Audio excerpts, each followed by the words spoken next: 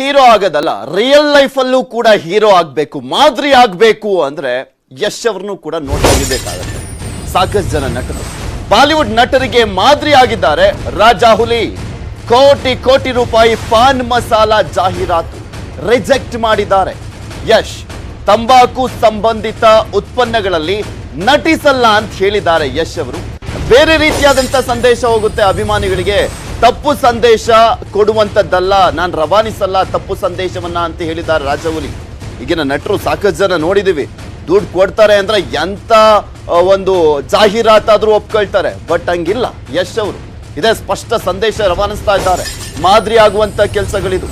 PAN ಮಸಾಲದ ಉತ್ಪನ್ನಗಳಿಂದ ಆರೋಗ್ಯದ ಮೇಲೆ ಪರಿಣಾಮ ಬೀರುತ್ತೆ, ಅದರ ಸೇವನೆ ಜೀವಕ್ಕೆ ಅಪಾಯ ಉಂಟು ಮಾಡುತ್ತದೆ ಎಂಬ ಕಾರಣವನ್ನ ಕೊಟ್ಟಿದ್ದಾರೆ ಯಶ್ ಅವರು. ಪಾನ್ ಮಸಾಲದ ಉತ್ಪನ್ನಗಳಿಂದ ಆರೋಗ್ಯದ ಮೇಲೆ ದುಷ್ಪರಿಣಾಮ ಬೀರುತ್ತೆ, ಹೀಗಾಗಿ ಇಂಥ ಜಾಹೀರಾತಿನಲ್ಲಿ ನಟಿಸಲಿಕ್ಕೆ ನಾನು ಒಪ್ಕೊಳ್ಳೋದಿಲ್ಲ ಅಂತ ರಿಜೆಕ್ಟ್ ಮಾಡಿದ್ದಾರೆ ಯಶ್ ಅವರು. ಆಲ್ರೆಡಿ ರಾಜ್ಕುಮಾರ್ ಅವರಾಗಿರ್ಬೋದು, ಇನ್ನು ಈ ರೀಸೆಂಟ್ ಆಗಿ ತೆಗೆದುಕೊಳ್ಳೋದಾದ್ರೆ ಪುನೀತ್ ರಾಜ್ಕುಮಾರ್ ಅವರು ಸಂದೇಶ ಇರುವಂತಹ ಒಂದು ಮೆಸೇಜ್ ಇರುವಂತಹ ಒಂದು ಚಿತ್ರಗಳಲ್ಲಿ ನಟನೆ ಮಾಡ್ತಾ ಇದ್ರು. ಅದರ ಜೊತೆಗೆ ರಿಯಲ್ ಲೈಫ್ ನಲ್ಲೂ ಕೂಡ ಮಾದರಿಯಾಗಿರುವಂತ ಕೆಲಸಗಳನ್ನೇ ಮಾಡ್ತಾ ಇದ್ರು. ಇನ್ನ ಪುನೀತ್ ರಾಜ್ಕುಮಾರ್ ಅವರು ಭಾಗಿಯಾಗ್ತಾ ಇದ್ದಂತ ಅಡ್ವರ್ಟೈಸ್ಮೆಂಟ್ಗಳು ಯಾವ ತರದವು ಅಂದ್ರೆ BMTCಗೆ, ಅದು ಫ್ರೀ ಆಗಿ BMTCಗಾಗಿರ್ಬೋದು, KMFಗಾಗಿರ್ಬೋದು, ಇಂಥ ಬ್ರ್ಯಾಂಡ್ಗಳನ್ನ ಫ್ರೀ ಆಗಿ ಅವ್ರು ಮಾಡ್ಕೊಡ್ತಾ ಇದ್ರು. ಇನ್ಯಾವುದೇ ರೀತಿಯಾದಂತ ಮಾರ್ಕೆಟಿಂಗ್ಗೆ ಅವರು ಹೋಗ್ತಾ ಇರಲಿಲ್ಲ. ಬಟ್ ಇಲ್ಲಿ ಯಶ್ ಅವರದು ಕೂಡ ಅದೇ ರೀತಿಯಾಗಿದೆ ನಿರ್ಧಾರ. ಇನ್ನ ಮೊನ್ನೆ ಪಾನ್ ಮಸಾಲದ ವಿಚಾರಕ್ಕೆ ಸಂಬಂಧಪಟ್ಟಂತೆ ಅಕ್ಷಯ್ ಕುಮಾರ್ ಅವರು ಅದರಲ್ಲಿ ಭಾಗಿಯಾಗಿದ್ದಕ್ಕೆ ಸಾಕಷ್ಟು ವಿರೋಧ ವ್ಯಕ್ತವಾಗಿತ್ತು. ಅದಾದ್ಮೇಲೆ ನಾನು ಹಿಂದೆ ಸರಿತಾ ಇದ್ದೀನಿ ಅಂತಲೂ ಕೂಡ ಹೇಳಿದ್ರು ಬಾಲಿವುಡ್ ನಟ ಅಕ್ಷಯ್ ಕುಮಾರ್ ಅವರು.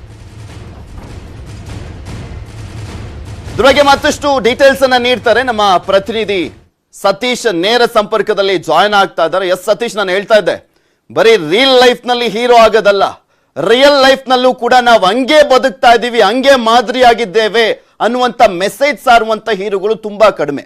ಆದರೆ ಆ ಲೈನ್ ನಲ್ಲಿ ಯಶ್ ಅವರಿಲ್ಲ.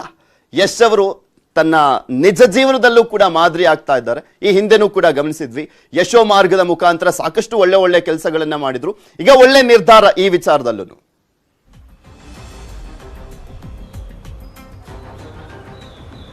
ಖಂಡಿತವಾಗ್ಲೂ ಪೃಥ್ವಿ, ನೀವು ಆಗ್ಲೇ ಹೇಳ್ದಾಗೆ ಯಶ್ ಅವರು ಒಂದು ಮಾದರಿ ಅಂತ ಅನ್ಬೋದು. ಏನಕ್ಕೆ ರಾಕಿಂಗ್ ಸ್ಟಾರ್ ಯಶ್ ಅವರು ಎಲ್ಲೇ ಹೋದ್ರು ಒಂದು ಅಭಿಮಾನಿಗಳಿಗೆ ಒಂದು ಮಾತು ಹೇಳ್ತಾರೆ, ನಮ್ಮ ಅಭಿಮಾನಿಗಳು ತಲೆ ತಗ್ಗಿಸುವಂತ ಸಿನಿಮಾನು ಮಾಡಲ್ಲ, ನಾವು ಅಂತ ಕೆಲಸವನ್ನು ನಾವು ಮಾಡಲ್ಲ. ನಮ್ಮ ಅಭಿಮಾನಿಗಳು ಏನಿದ್ದಾರೆ ಎದೆ ಉಬ್ಬಿಸ್ಕೊಂಡು ಹೋಗುವಂತ ಕೆಲಸ ಮಾಡ್ತೀವಿ, ಸಿನಿಮಾ ಮಾಡ್ತೀವಿ ಅಂತ ಹೇಳ್ತಿದ್ರು. ಇವತ್ತು ಅದೇ ರೀತಿ ಕರ್ನಾಟಕದಲ್ಲಿಲ್ಲ, ಇಡೀ ಇಂಡಿಯಾದಲ್ಲಿರುವಂತ ರಾಕಿಂಗ್ ಸ್ಟಾರ್ ಯಶ್ ಅವರ ಅಭಿಮಾನಿಗಳು ಗರ್ವದಿಂದ ಹೇಳ್ಕೋಬಹುದು ಅಂತ ಒಂದು ವಿಚಾರವನ್ನು ಇವತ್ತು ಒಂದು ನಿರ್ಧಾರವನ್ನು ರಾಕಿಂಗ್ ಸ್ಟಾರ್ ಯಶ್ ಅವರು ತಗೊಂಡಿದ್ದಾರೆ ಅಂತ ಅನ್ಬೋದು. ಏನಕ್ಕೆ ಅಂತಂದ್ರೆ ಪಾನ್ ಮಸಾಲ ಆಡ್ ಅಲ್ಲಿ ನಾನು ನಟಿಸಲ್ಲ, ಇದರಿಂದ ಅಭಿಮಾನಿಗಳಿಗೆ ಒಂದು ಬೇರೆ ತರದ ಒಂದು ಸಂದೇಶ ಹೋಗುತ್ತೆ. ಯಾಕಂದ್ರೆ ಪಾನ್ ಮಸಾಲ ಈ ಗುಟ್ಕಾ ಏನಿದೆ ಅದು ಆರೋಗ್ಯಕ್ಕೆ ಮಾರಕವಾದಂತಹ ವಿಚಾರ, ಇದು ಎಲ್ಲರಿಗೂ ಗೊತ್ತಿರುವ ವಿಚಾರ. ಇಂಥ ಒಂದು ಆಡ್ ಅಲ್ಲಿ ನಾನು ಭಾಗವಹಿಸಿದೆ, ಆದರೆ ನನ್ನನ್ನು ಫಾಲೋ ಮಾಡುವಂತ ಅಭಿಮಾನಿಗಳು ಕೂಡ ಅದನ್ನು ಸೇವನೆ ಮಾಡುವ ಸಾಧ್ಯತೆ ಇರುತ್ತೆ. ಈ ಒಂದು ನಿಟ್ಟಿನಲ್ಲಿ ಅವರು ಅಭಿಮಾನಿಗಳಿಗೆ ಒಂದು ಒಳ್ಳೆಯ ಉದ್ದೇಶ ಕೊಡುವ ನಿಟ್ಟಿನಲ್ಲಿ ಈ ಒಂದು ಜಾಹೀರಾತಿನಿಂದ ಹಿಂದೆ ಸರಿದಿದ್ದಾರೆ ಅಂತಾನೆ ಅನ್ಬೋದು.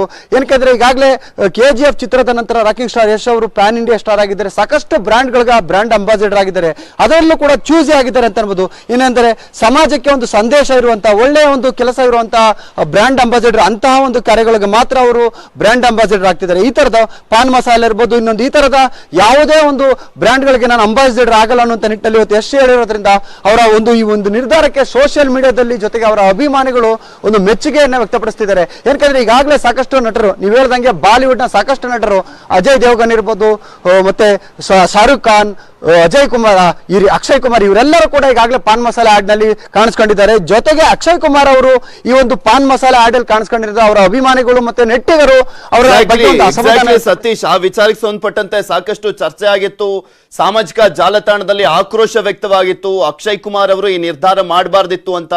ಅದಾದ್ಮೇಲೆ ಅಕ್ಷಯ್ ಕುಮಾರ್ ಅವರು, ಹೌದು ನಾನು ಅಭಿಮಾನಿಗಳ ಒತ್ತಾಸೆ ಮೇರೆಗೆ ಮಣಿತಾ ಇದ್ದೇನೆ, ನಾನು ಪಾನ್ ಮಸಾಲದ ಆಡ್ ಅಲ್ಲಿ ಭಾಗಿಯಾಗಿ ತಪ್ಪು ಅಂತ ವಾಪಸ್ ಪಡ್ಕೊಂಡು, ಅಂದ್ರೆ ವಾಪಸ್ ಅದರಿಂದ ಬರ್ತಾ ಇದ್ದಾರೆ. ಬಟ್ ಕಾಂಟ್ರಾಕ್ಟ್ ಎಷ್ಟು ದಿನ ಇರುತ್ತೆ ಅಷ್ಟು ದಿನ ಓಡುತ್ತೆ ಅಂತಲೂ ಕೂಡ ಹೇಳಿದ್ರು. ಆ ಒಂದು ನಿರ್ಧಾರ ಇನ್ನ ಬೇರೆಯವ್ರಿಗೂ ಕೂಡ ಎಕ್ಸಾಂಪಲ್ ಆಗಿತ್ತು ಅವತ್ತಿನ ದಿನ.